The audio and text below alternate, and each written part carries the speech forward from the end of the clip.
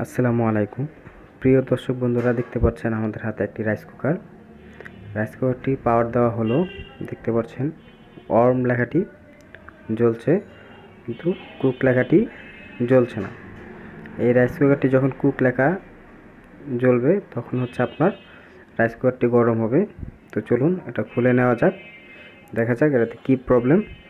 প্রথমে আমরা নাটগুলো খুলে নিই। আমাদের চ্যানেলটি আপনারা সাবস্ক্রাইব করে আমাদের পাশে থাকবেন। আপনারা কোন ধরনের ভিডিও চান আপনারা কমেন্ট করতে পারেন। দেখতে পাচ্ছেন রাইস কুকারটি খোলা হয়ে গেছে।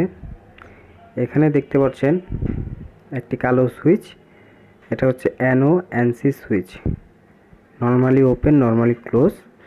এই সুইচটি নষ্ট হয়ে গেছে। এই সুইচটি চেঞ্জ করে দিলে আমাদের রাইস কুকারটি ঠিক হয়ে যাবে। বাজারে অনেক ধরনের NO/NC সুইচ পাওয়া যায়, 2 লাখ 3 লাখ, যার যেটা লাগে সেটা ব্যবহার করবেন। দেখতে পাচ্ছেন এখানে অনেকগুলো এনসি সুইচ। তো আমরা এই এনসি সুইচটি চেঞ্জ করে দেখব আমাদের কাজ কমপ্লিট হয় কিনা।